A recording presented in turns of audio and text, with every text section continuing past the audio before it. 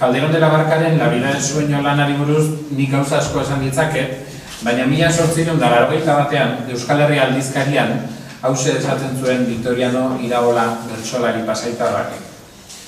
Bide hortikan kendu zaitezte lajabidien erdila, iztun eder bat pasatu dedin Pedro Calderón handia.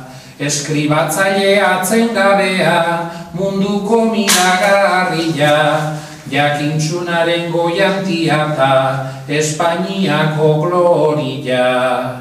Bizitza dala ametsa dion, liburu handi argatik, zer esango det famatutzeko euskarak ez badu hitzik. Baina lanura oroitutzian, zein etxapela burutik, ateratuta ez du honratzen, goitan diura burutxik.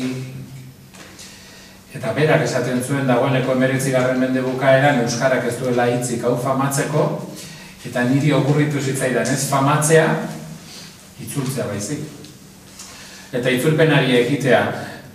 Horretan, ez da kasualidadea, akaso Bego Montorio mai honetan izatea. Nik Bego Montorio irakasle izan nuen itzulpen gintza ikasi nuenean, eta Bego literatura unibertsaleko esleipenari buruz beti ikasle hori izan digu zerbait. Kontu zibili. Lehenengo 10 orrialdeak itzultzea gauza bata. 10 orrialde horiek epaimai bati ematen zaizkio, eta epaimaiak erabakitzen du lana ona den edo ez. Baina ona iritzi ezkero, gero lana osorik itzuli beharra dago.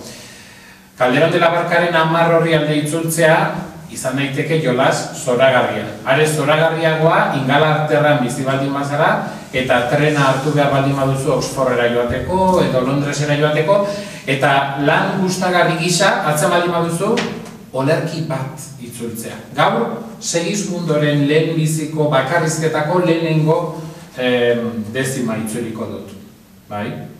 Apurar cielos pretendo ya que me tratáis así, ¿qué delito cometí contra vosotros naciendo? Sokolita, bai. Gaudon trenean eseri, ordu eta lauden Oxfordera, eta 10 lerro itzultzea. Baina 10 lerro horiek ez dira 10 lerro soil, dezima bat da hori. Eta dezima bat zer da? Zuzenean itzultzaileak testutik kendu dezaken zerbaita. Nik beti pentsatu izan dut itzultzailearen zeregina badela testua itzultzea, baina emozioak itzultzea ere bai. Eta obra hau irakurtzen edo entzuten duenak emozio batzuk jasotzen ditu, eta emozio horiek neurriari lotuta daude bai ala ez. Nik 30 urte ditut, eta nik ez dizuet erantzungoa.